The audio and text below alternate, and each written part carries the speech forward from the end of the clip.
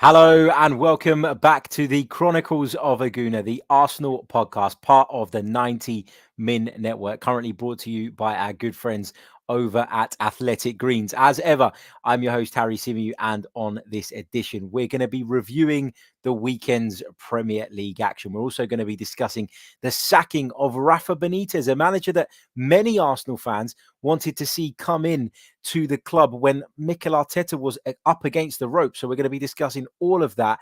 And as I say, running through the weekend's Premier League action. Of course, Arsenal not involved this weekend because of the fact that the North London derby between ourselves and Tottenham Hotspur was postponed. And that seems to have boiled a lot of piss in the football world. So we'll touch on that briefly, but we talked about it at length on our members podcast, which came out on audio platforms this morning and was streamed live on this very YouTube channel yesterday. My big thanks to Tariq, to Trev, and of course to Chris, who all joined me for that. And if you want your opportunity to come on the platform on this new weekly show that we're going to be doing, where I'll be bringing in members of the Chronicles of a Gooner channel to discuss the key topics with me and discuss basically whatever we want, then please do check out our membership proposition below.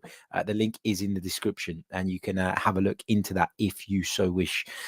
Right. Lots to get through this weekend, as there always is in the Premier League, despite Arsenal not playing. And actually, when you look at some of the results that occurred with regards to some of the teams in and around the same positions as us and that we're in contention with, I think you can actually say it was a pretty decent weekend for Arsenal, despite not playing.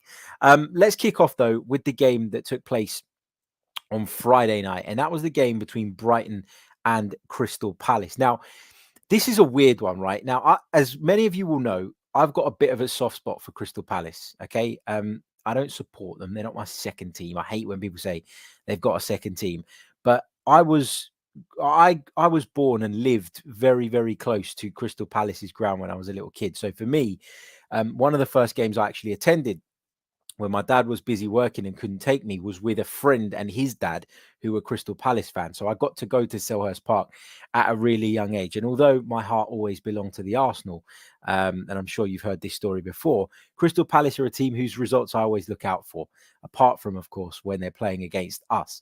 But they've got this weird rivalry with Brighton. And when you think about why that is a rivalry, it's really kind of difficult to kind of to put your finger on exactly what the situation is here. Now, I've been told before that it's a rivalry that goes a little while back. It was to do with some kind of, bad blood between a Brighton and Crystal Palace manager at the time. And obviously, since then, it's become a bit of a thing. Now, they're not a million miles away from each other, these clubs, but they are 41 miles apart. So it's really difficult to get your head around this one being the fierce rivalry that these two groups of supporters see it as. Some people call it the M23 derby, referencing the motorway that links Crystal Palace to Brighton. But yeah, strange rivalry, but it is a fierce rivalry. There's no doubt about that. And you only had to watch the scenes from the Amex Stadium on Friday night to understand exactly how fierce this rivalry is. When goals were going in, you could see the reaction. You could see how people felt about it. You could see the passion, you could see the fight, you could see the desire. And obviously add to the fact that Patrick Vieira is the Crystal Palace manager, then of course I'm going to be more invested in the Crystal Palace side of this than anything else. But Palace took the lead on 69 minutes through Conor Gallagher after Brighton were awarded a penalty, which they missed. Pascal Gross with an awful penalty. If you haven't seen it, check it out. And then, of course, Neil Maupay had a goal ruled out in the first period. But as I say, Conor Gallagher stepped up 69 minutes, ran about 20 minutes from time, and put the ball in the back of the net. And I think a lot of Palace fans felt as though at that point they were going to go on and win it. And unfortunately for them, they were unable to keep that clean sheet. Joachim Andersen turning the ball into his own net just 3 minutes before full time must have been extremely frustrating for Crystal Palace and Patrick Vieira. Although you have to say, since joining the club, he's done a very good job at the back there, Andersen, and it was just a blip, But Palace come away with a point. I think they'll be pretty pleased with that, although they won't say it loudly. I think when you're in a position of the lead when you're going into the last 20 minutes of a game, you'll feel like you should have won it. But of course, a draw away against Brighton, who have been largely impressive this season, I think is a decent result for Patrick Vieira. And it's another result that kind of further highlights and evidences the progress that they're showing under him. So, yeah, they might not say it loudly because of the rivalry, but for sure, that is a result that I think Crystal Palace will be at least content with. Moving on to Saturday's action, the big headline game was that game between Manchester City and Chelsea at the Etihad. Now, Manchester City have been in imperious form of late, and people have really kind of, I think now kind of come or become aware as to how good this Man City side is, because for years they've shown themselves to be really strong, and obviously in recent years Liverpool have largely kept the pace with them. With the exception of last season, and people were kind of like, well, they're good, but are they that good? Well, I think now it's safe to say, and they will go on and win the Premier League this season, that this Manchester City side is up there with the very best Premier League teams we've ever seen. They just seem to go on these incredibly long and prosperous runs around the Christmas period when everybody else's squads are sort of wearing thin and are struggling and are, really finding it difficult to cope with the fixture pile up. You just look at Manchester City and they always seem to find a way of sort of ploughing through it.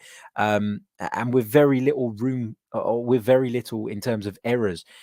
Manchester City are winning games by the odd goal nowadays as well, which is something that they were maybe accused of not doing before.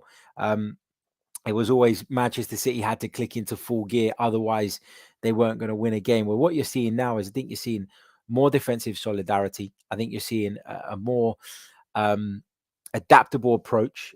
You're seeing Pep Guardiola, I think, get it right more often than not tactically when coming up against strong opponents such as Chelsea, and then relying, as you would if you had that sort of squad, on the quality of the likes of Kevin De Bruyne to win you the game. And De Bruyne's goal was sensational. He receives the ball in the half turn and he drives towards the penalty area.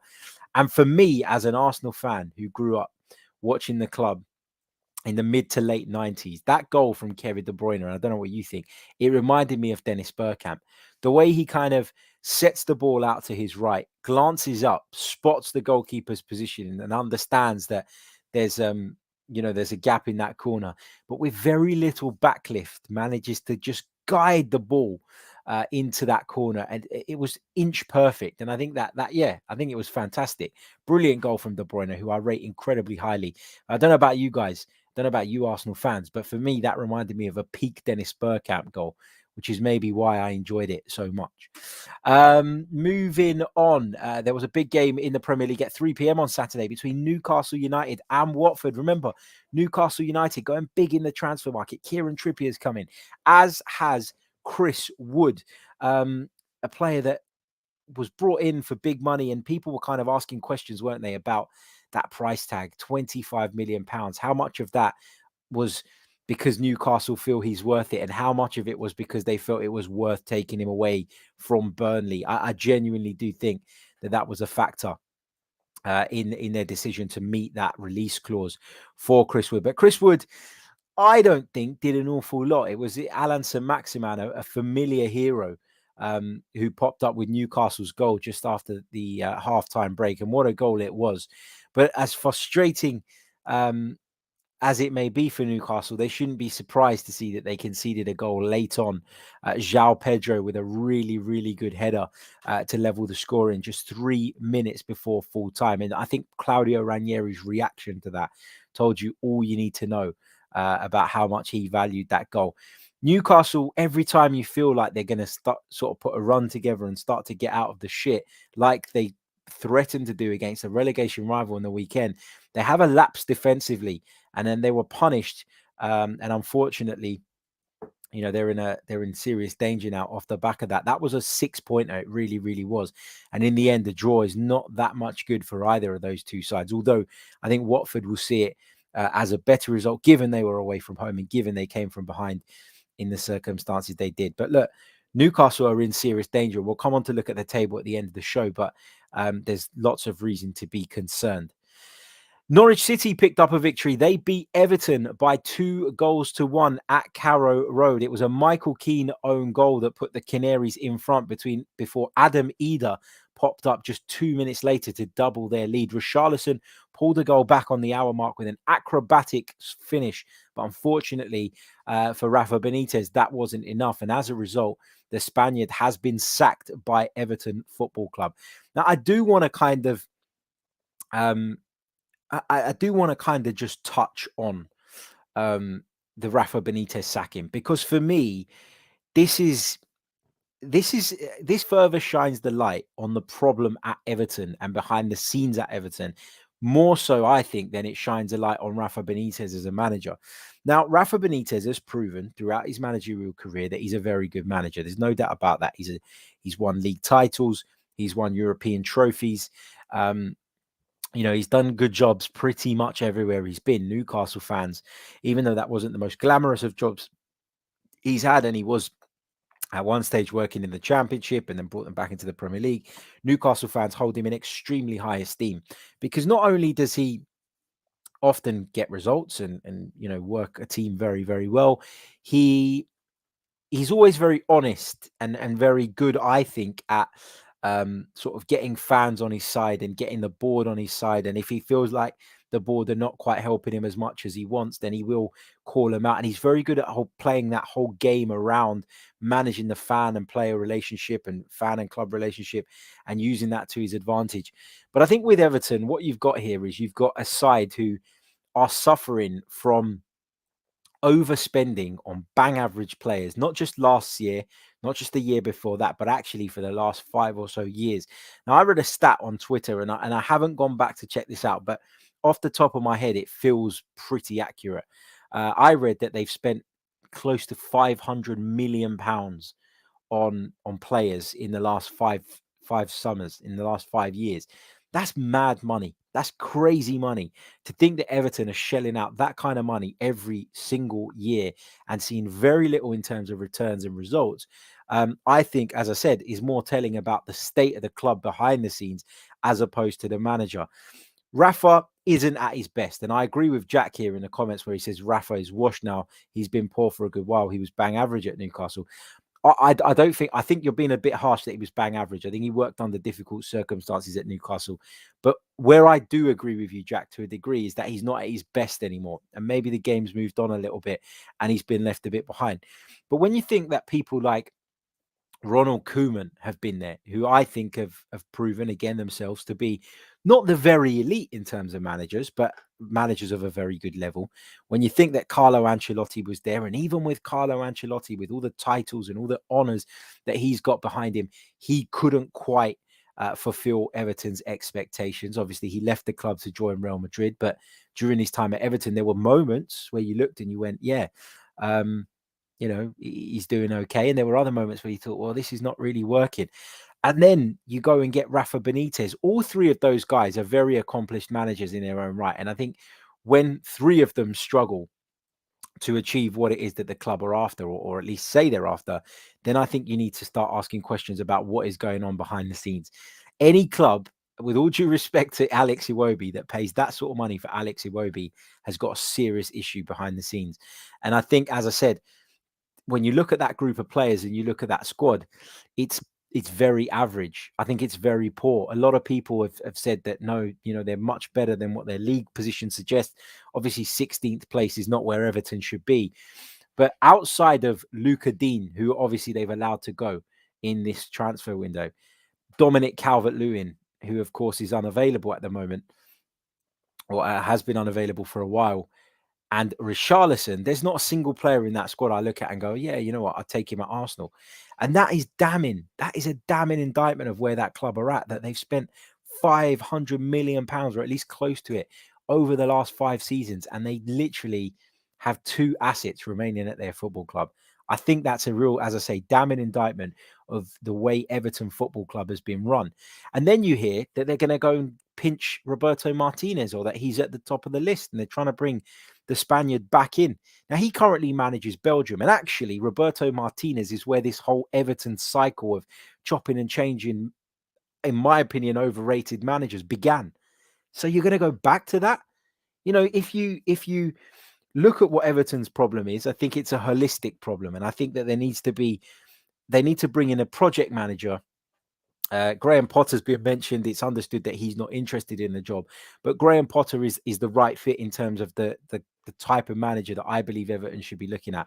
They need someone who's going to come in and take control of the recruitment, take control of how the academies run, take control of all different elements, and then the ownership need to step back.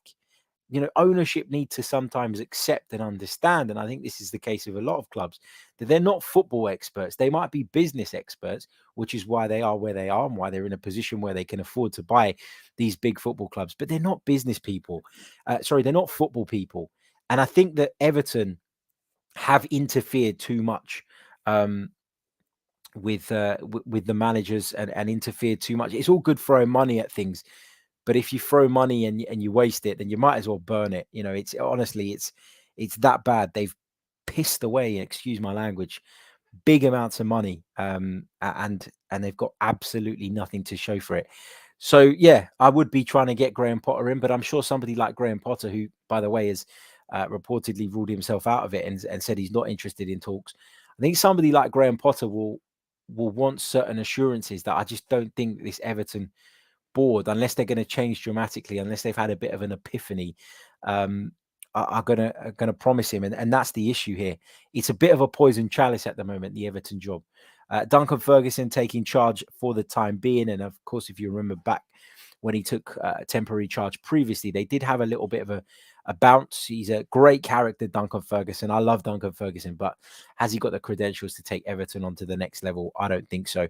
They're hovering dangerously above the relegation zone, so big issues there. And of course, the big story, Rafa Benitez sacked off the back of that defeat at Norwich. Wolverhampton Wanderers quietly went about their business again with a 3-1 victory over Southampton. Raul Jimenez from the spot, Connor Cody with a goal, and Adama Traore getting his goal in quite a while, actually, made sure that they sealed the points. But I tell you what, the real standout moment and highlight from this game was James Ward-Prowse's free kick. If you haven't seen it, please do check it out. I mean, James Ward-Prowse has almost become the Premier League free kick specialist. In fact, he is the Premier League's free kick specialist. And what he's become almost famed for is this almost David Beckham style position myself to the left of the ball and sort of whip it back across the goal and catch the keeper by surprise on the wall side. He normally does that so well. But this was a completely different technique from James Ward-Prowse, and it's why it impressed me so much. It had drive on it. It had movement on it. It's just an unstoppable free kick, and he deserves tons of praise for that. For me, right now, he's the best dead ball specialist in the Premier League. And when you take that into consideration, that I'm rating him that highly, this might sound like a wild shout, but I think he's up there, at least in the top 3 free kick takers in world football. Doesn't mean he's in the top 3 players. Let me just make that clear. But he's in the top 3 when it comes to free kicks. I genuinely believe that. And if anybody disagrees with that, feel free in the chat box. Let me know who you think is better, who you think is currently above James Ward-Prowse in that particular department, because I think there are very, very few, I've got to be honest. Moving on from that one, so Wolves keeping up the pace and keeping their eyes on a European place as they continue their impressive form overall under Bruno Lage. But the 5:30 game on Saturday was the game between Aston Villa and Manchester United. And Manchester United have really struggled to show, I think, enough progress under Ralf Rangnick to almost justify the sacking of Ole Gunnar Solskjaer. It goes to show that a lot of these players were not pulling their weight, and they continue to struggle to deliver on a regular basis, no matter who the manager is. Rangnick's brought different ideas, a different philosophy. He's struggling to get that across at the moment, I feel. Although there was a period in this game where Manchester United looked probably as cohesive as they have looked throughout the season. But they collapsed, they capitulated. And once Jacob Ramsey pulled a goal back for Aston Villa on 77 minutes, it looked like Villa were, it always felt like Villa had a really good chance of bringing the game back level. And guess who it was? It was the former Liverpool and Barcelona star, Felipe Coutinho, Villa's latest acquisition, who came off the bench and scored. Look, he'll score harder goals than that in his career, Felipe Coutinho, but a brilliant start to his career back in the Premier League and at Aston Villa. So Look, I'm not a massive Aston Villa fan, obviously. Um, I'm not going to go into that now, but I think when it's against Man United, you can accept it, you could take it, and you can actually be quite pleased for them. So fair play to Aston Villa and Felipe Coutinho, as well as Jacob Ramsey, who really kind of almost instigated the comeback with a really cool, smart finish to pull it back to 2-1. I think you have to give Villa credit for fighting back, and I think Steven Gerrard is doing a really, really good job there. And I'm starting to rate Steven Gerrard as a manager. You know, I did rate him during his time at Rangers. But there's always that part of you, isn't there, that goes, well, it's Rangers, it's the Scottish Premiership. And with all due respect, it's not the same standard. And will he be able to replicate that in the Premier League where, you know, the advantage of Aston Villa over some of the other clubs is not as big as the advantage that Rangers have in terms of their power in comparison to some of the SPL clubs. Liverpool got to a 3-0 win over Brentford. Now, I didn't see this game, I've got to be honest, but from watching the highlights and from what a lot of people have told me, Liverpool weren't great, but were functional and got over the line, which is what you'd expect from Jurgen Klopp's Liverpool. You know, when they're not at full tilt, they seem to get results, and it's why they've been right at the top of the table in recent seasons, and they moved up into second with this result. So, yeah, good 3-0 win on paper. Maybe not the greatest Liverpool performance, but as I say, when you manage to grind it out, I don't think it's one that people would dwell on for too long. And then, of course, the final game was the Sunday afternoon game between West Ham United and Leeds United. Now, I did watch this one, of course, with interest, because West Ham United are a side in and around us who we are competing with, I believe, for a European spot. And so it was great to see that on a weekend where Arsenal weren't playing, not only had Manchester United dropped points, but West Ham United had two, and Leeds took the lead. Star of the show was Jack Harrison. He managed a hat trick on the day. Jared Bowen equalised just after the half an hour mark, and Leeds responded immediately by going 2-1 up. Pablo Fornals levelled it in the second half before Jack Harrison added a third, and Leeds had a fourth ruled out for offside, which it did come off. I think it was Rodrigo who was on the line. It was going in anyway, but I understand that the rule's the rule, and they had to do what they're going to do. But I think a lot of people saw this as a shock and were looking at West Ham and going, well, West Ham defensively under par, not what you expect from a David Moyes side. But I actually think the credit needs to go to Leeds here more than the criticism needs to go to West Ham United, because to be pegged back twice when you're low on confidence as it is and your squad is so threadbare, I think you need to give them praise and credit. You know, a lot of people have questioned whether Marcelo Bielsa is the reason that Leeds have fallen off the wagon a little bit this season. Whether you know, his training methods are what is contributing to this you know, flurry of injuries that they're having. I just think that Marcelo Bielsa, he's got his ways. And is it more physically demanding than what some other coaches expect? Yes. But I think he's had to deal with some really rotten luck, and he's never complained about it. He's just got on with it. And I think Marcelo Bielsa deserves a lot of praise for that. People talk about him being overhyped for what he is, and like people being obsessed with his philosophy. I think his morals are good as well. If you remember, when Leeds played Derby, Marcelo Bielsa allowed a goal to go in, didn't he? Because he was upset that his team were going to be accused of being cheats. Was it? No, who was it against? Might have been against Villa. I can't remember anyway off the top of my head, but there was a goal. Villa went and Leeds went and scored down one, and the other team were complaining. I think it was Villa, and he allowed them to go and score down the other, and he told his players to just allow them to score to level it up, and we could continue the game. So I think Marcelo Bielsa's morals are right up there. And I think that's why he doesn't feel that complaining is the right way forward. But fair play to him. You know, he's stuck to his guns. They've got a result, and it's a result that actually, in the grand scheme of things, means quite a bit for this Leeds United side. If we have a look at the Premier League table from this off the back of this latest round of fixtures, Leeds United are currently in 15th place, but they've got a huge 9-point gap between themselves and Norwich City, who have played a game more than them, who sit in 18th place on 13 points. So they're just starting to open up that little gap, which hopefully for them means that they'll be safe and survive the drop this season.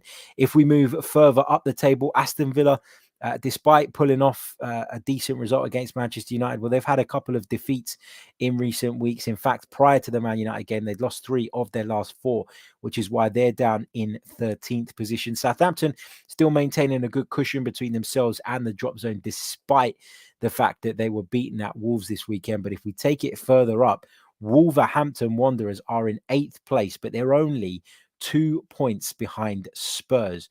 They're only 4 points behind us. Wolverhampton Wanderers are having a really, really good season under Bruno Lage. Manchester United missed the opportunity to move above Tottenham Hotspur this weekend and to within a point of Arsenal when they dropped points. West Ham United missed the opportunity to close the gap on West Ham. West Ham United, I should say, missed the opportunity to close the gap on Chelsea and increase the gap over Arsenal. So that concludes our roundup of this weekend's Premier League action. Of course, the big story, Rafa Benitez sacked as Everton manager after their defeat at Norwich City. Right, any questions, any thoughts, anything you want to discuss, anything you want to chat about, get it in the chat box now. For the last sort of 15 minutes of the stream, I'll be taking your questions and thoughts from the chat box. If you are listening via our audio platforms, I'm just going to take a short pause and let you hear a message from our sponsor. Welcome back to part 2 of the Chronicles of a Gooner's Premier League roundup. Of course, the big story is Rafa Benitez sacked as Everton boss after their latest defeat at Norwich City. West Ham dropping points, Manchester United dropping points, and despite Arsenal not playing, a pretty good weekend for Mikel Arteta's Gunners. Right, let's get some of your questions. Let's get some of your thoughts in the live chat. I'd love to hear from you guys and see what you guys have to say. If you haven't checked it out already, please do check out our members podcast. It was the first edition yesterday where we brought on some of the Chronicles of a Gooner channel members to discuss all the big stories around Arsenal at the moment. It was great fun. The conversation went off on about 57 different tangents, but that's what it's all about. So thank you to those of you who have tuned in already and to those of you who will, and for your opportunity to appear on our members podcast. All you need to do is sign up and become a member of the channel at any tier and join our Discord server. And that way you'll be in with a shout of coming on. And we are going to rotate it week on week and get as many different voices as we can on as possible. I also want to say a big happy birthday to one of our most dedicated, loyal members who's been there right from the very start and is a pillar of the Chronicles of a Gooner community. I want to say a massive happy birthday to Wesbird. Yeah, thank you so much for all your support. I hope you have a great day. I hope you get spoiled, and look forward to seeing you back in the chat when the celebrations are over. But thank you for all your support. It is very, very much appreciated, and I hope you have a great day. Right, let's see what else have we got. Let's take some of your thoughts, some of your questions. John Daly says, would you be happy if we didn't make a signing in midfield? I don't want us to just sign anyone for the sake of it.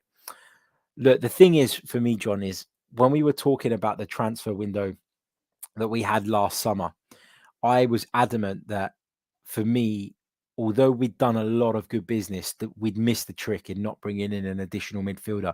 So I think it's been a need and a problem for us for a while. It's a problem that fortunately we haven't had to deal with too much prior to the AFCON because, okay, Xhaka was injured, but Maitland-Niles, Lokonga were both fit. Obviously, Maitland-Niles has since departed the club. And I think what we've done in terms of outgoings has only increased the need to bring in a midfielder more so. I understand the idea of not signing someone that we don't see as a long-term and permanent fixture in the team or someone that we don't see as part of the plan moving forward. But I would be livid if we missed out on our targets and objectives this season because we failed to bring in a midfielder when necessary. I think a loan move is a smart move. It normally means that you can get a player of a higher quality with very little investment. And I think Arsenal, or we know Arsenal, are working hard behind the scenes to thrash out a deal with Juve for Artur. As is notorious with the January transfer window, deals tend to get done towards the back end of it. So I'm still hopeful we can get something done. But I think if we don't bring in a midfielder, we could potentially pay for it later down the line. So I'm desperate to see Arsenal, Arsenal do something of that sort of business. A few of you asking me about the story about DT. AFTV asking my thoughts on it. I haven't read the story yet. I'll check it out, but I haven't read the story, so I don't have an opinion on it. What else have we got? Palash Rawat says Romero versus Ben White. Settle the debate, Harry, from Serie A memories. Easy. Gooner over Spud any day of the week. Ben White, of course. BS Rugby says, who next for Everton? Personally, I would go with Duncan Ferguson until the end of the season and then see who is available. Thoughts, Harry? I think Everton are in this shit position now where they're in a place where they've kind of drifted into the relegation fight a little bit. If you just have a look at the table again, if I just take it down to the bottom, there's only 6 points between Everton and Norwich City. Now, I know Everton have got a couple of games in hand and things could look very, very different if they were to win those games. But it's almost like, do you trust Duncan Ferguson and his credentials that if you do somehow continue in this bad run and you end up in the relegation battle, that he has what it takes to get them out of it? It's a massive gamble to take, I think, as a football club. But look, Duncan will go in there in the short term, in the interim. I think he would have liked to have had the job the last time around. But I think if Everton want to play this, we're moving in the right direction, we're a big club thing, then I think, then it would kind of go against that, wouldn't it? It would go against that narrative. It would go against that sort of ethos if they were to appoint Duncan Ferguson, who doesn't have the experience necessarily to take them forward. As I said a little bit earlier on, mate, I think they need a project manager. I think they need someone who's going to come in and take over a variety of aspects behind the scenes and or not be hands-on in every department, because that's difficult to do, but to at least have an input and a say in recruitment, in the development, in making sure that they play in a certain way, embedding a philosophy right throughout the club. It's interesting to me, people are talking about Wayne Rooney, and I don't think that's the right move either. I think Wayne Rooney is still learning, he's still developing, doing a fantastic job at Derby, but let him learn his lessons at Derby. Let him learn his lessons in the Championship. That's how I look at that. Roberto Martinez, who I mentioned earlier, not a manager I've ever particularly rated, if I'm honest. I've always thought the hype that follows Roberto Martinez has been disproportionate to what he's shown as a football manager. It's a difficult one. I think if I were Everton, I'd want somebody of the ilk and making of Graham Potter. But Graham Potter, as I say, has indicated that he's not interested in the job. And therefore, how do you make him want to be on board with this? The only way you make him, because there's no doubt about it, Everton are a much bigger club than Brighton. The only way you do that is by giving him certain guarantees. And I don't think that this Everton board or the club are in a position where they're willing to give up that much control to someone. Just seen on Sky Sports News as well, that Rudy Garcia is another option. Reading now that Roberto Martinez is interested in the position, but not before the World Cup, which doesn't solve Everton's problem for now. But I think they need to think long and hard about this. But the lesson to be learned here is not about appointing good managers. They've done that and it just doesn't work. The lesson to be learned here is that something is fundamentally broken behind the scenes at Everton, and something in their operating model is just broken. And that is more important than who they appoint, because actually on paper, they've always appointed pretty good managers. Let's see what else we've got. Ikram Khan says, thoughts on Fabrizio Romano saying Vlahovic should go to Spurs. I haven't seen that, but if he has, he might have been drinking. Who knows? John Daly says, removing your Arsenal hat, do you think Ben White would be first named in the England centre-back spot? Is Ramsdale England's number one? I think on form he is England's number one. And I think White will certainly become a permanent fixture in that England team at one point or another. It's just inevitable. Don Juan says, question, thoughts on Liverpool? I can see their decline coming in a few years. Look, Liverpool have been on a wonderful journey under Jurgen Klopp. I've said this time and time again. They really have, and they've achieved wonderful things. But what I always think is so telling about the nature of the Premier League right now is that this Liverpool side have been right up there, yet they've won the Premier League title once. Now, I'm not saying that's to be sniffed at. They've won the Premier League title once and the Champions League once under Jurgen Klopp. What I am saying is that there's a good chance Liverpool don't win the Premier League title again under Jurgen Klopp. And in history, we'll look back and we'll say, yeah, this was a really good Liverpool side. But the history books won't reflect how good they were. because of the fact that they'll only probably have one Premier League title to their name during that period. And that just shows you how difficult it is to deal with the likes of Chelsea, of Manchester City, who are just money bags. So I think Liverpool, I think they've peaked. I think winning the Premier League title, winning the Champions League is the highest level. They'll need a rebuild again. And I don't know if after 5-6 years at the club, or however long it's been, Jurgen Klopp will have the stomach and the appetite to do that again, or if he'll decide that it's now time to move on. So, I certainly think they've hit that peak, but that's not to dig them out. I mean, they've gone to incredible levels, and fair play to them. Let's see what else we've got. Jack Burgess says Unai Emery for Everton. I wouldn't be surprised if they considered Unai Emery. And I always feel like Unai Emery is perfectly suited to that level of club, a club where there is expectation to be better than what they currently are, but there isn't that expectation to challenge for the game's biggest honours all the time. So, I don't think that would be the worst shout in the world. Right, I think we are going to leave it there. But before we do that, I just want to check in where we are in terms of likes. Look, there's over 250 of you watching us live now across the multiple platforms, but there's only 63 likes on the board. Let's get that up to as close to 100. In fact, there's no excuse for us not getting to 100 before the outro plays. Please do hit that like button. Please do subscribe to the channel if you are new. Check out our sponsors in the description, Athletic Greens.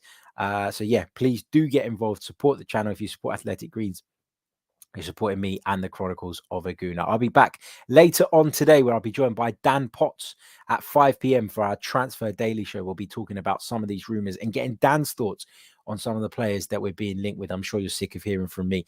So looking forward to welcoming on another guest. I'll be talking to him about Rafa Benitez as well, manager he's very fond of. There's lots to unpack there, lots of back and forth, I'm sure, as there always is between me and Dan. But please do come over and check that out live at 5 p.m. right here on the channel, and it'll be available in podcast format from first thing tomorrow morning. Like, subscribe, share, you know the drill. Until next time, take care.